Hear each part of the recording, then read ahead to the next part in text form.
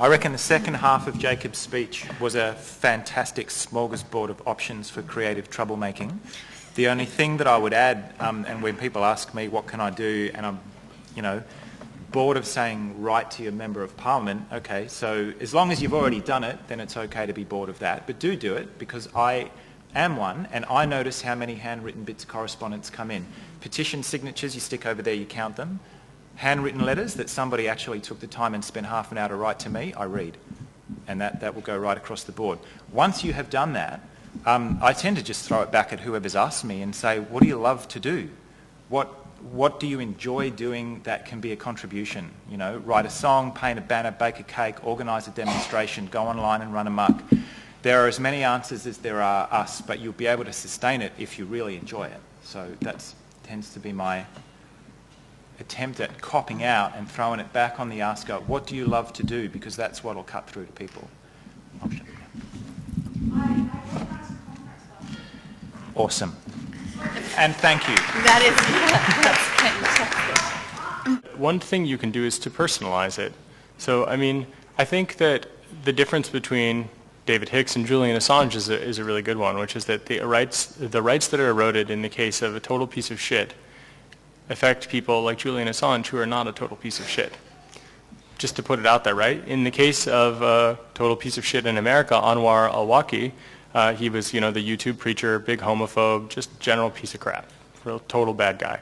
Well, we even gave Nazis trials, the Nuremberg trials, right? And the thing is that this doesn't strike people in a particular way because they don't care about this guy. But his 16-year-old son was killed by a drone strike in Yemen, and his crime was existing and being the son of a total piece of shit.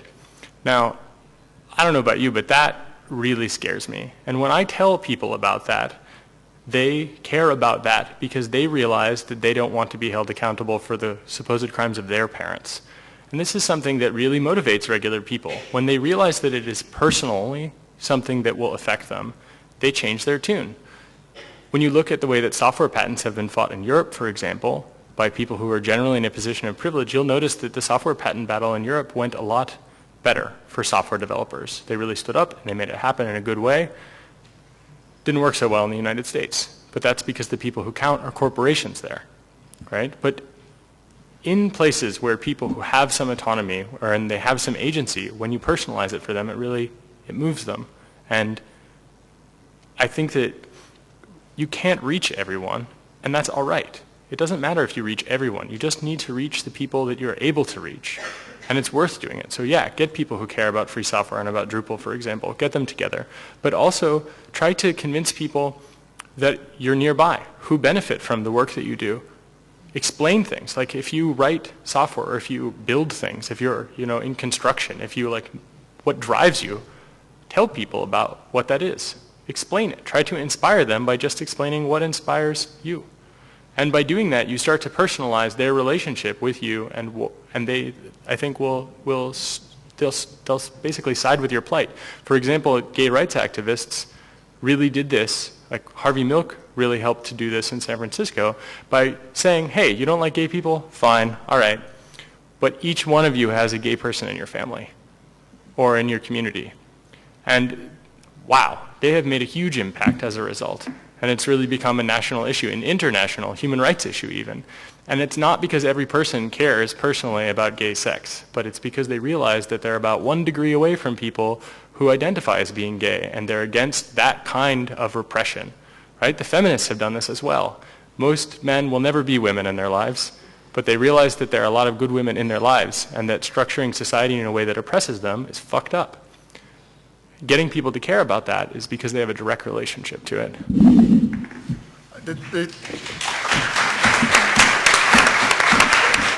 Yeah, okay, that's interesting. I guess I haven't had that link drawn directly before, but just so people know how this works, the political parties all maintain their own private databases of constituents, and it's as simple as being able to keep track of, okay, that person rang us 2 weeks ago and wanted to talk about their cat up a tree or whatever, that the people who staff and work in the office will make a file note against your name as a constituent. So it sounds innocent enough. And so these databases over time get very big, and they're obviously deployed during election campaigns to try and round up supporters or work out who can be tapped to help and so on.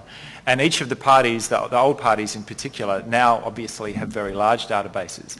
I think mainstream politicians' reluctance to support WikiLeaks and Julian in particular is a lot deeper than that. And it's probably tangentially related to the fact that maybe that'll be spilled later. It's more directly related to people's initial reluctance to support David Hicks. It's like, can we set aside what we think this guy may have done and acknowledge that he has human rights that need to be protected? Julian Assange never trained in a Taliban camp in Afghanistan. He's a journalist working for a publishing organisation.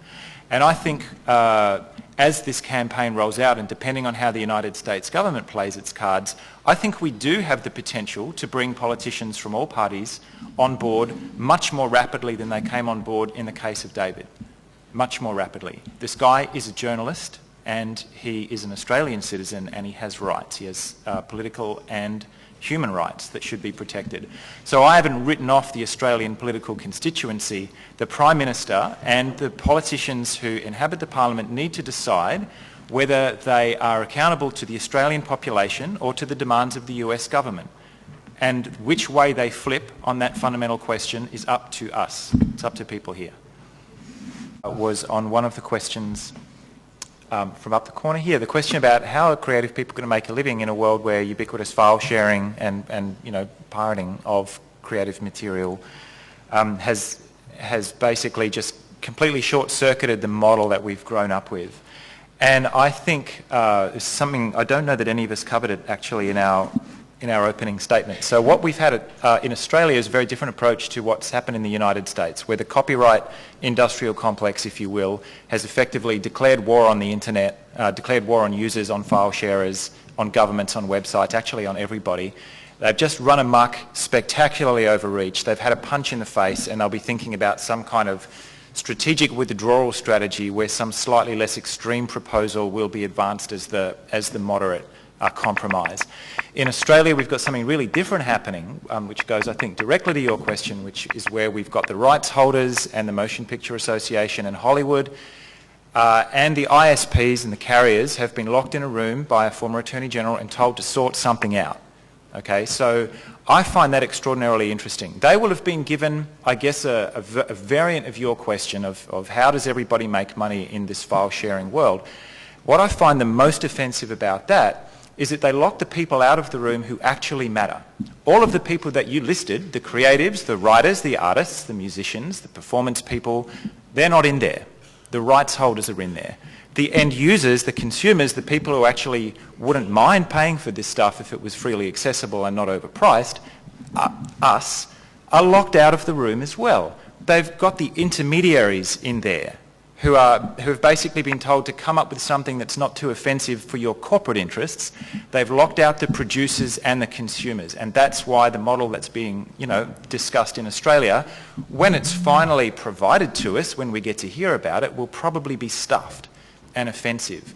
I'm interested in the question that you've asked being put to us and being put to the creative communities. If the government's not going to convene that meeting, then we will. But let's have let's have the real conversation. I want people to, my background is in creative industries as well. Of course these people should get paid. But actually the intermediaries, not the ISPs, but certainly the people running the SOPA debate, a lot of those interests are obsolete. We don't need them anymore. Bernard can riff off this stuff much more eloquently than I can, but these folk are trying to preserve their incumbency in an age that no longer requires them, because things have changed.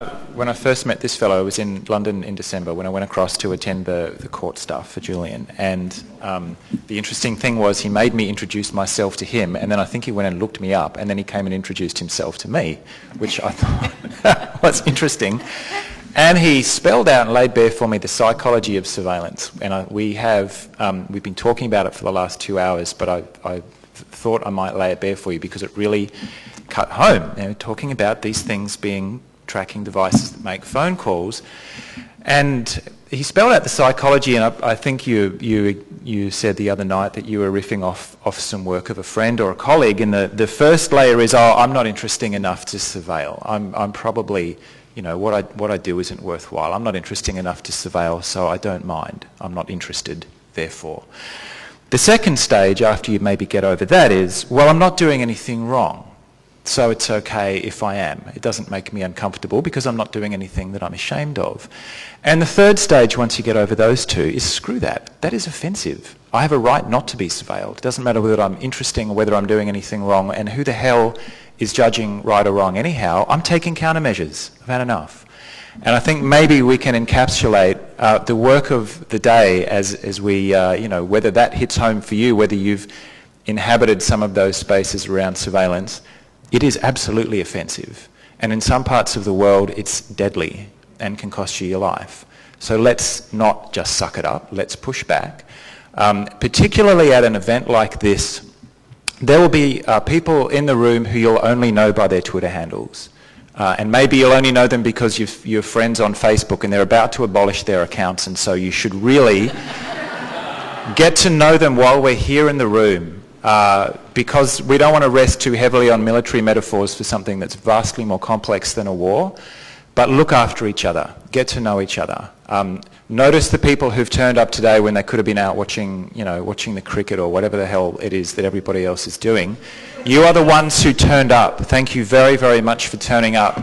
Go and catch up with each other, get to know each other a little better, look after each other, and we'll see you a little further down the road. Thanks for the people who brought us together, and to Jake and Allegra for coming all the way around the world to share the work that you do. Thanks.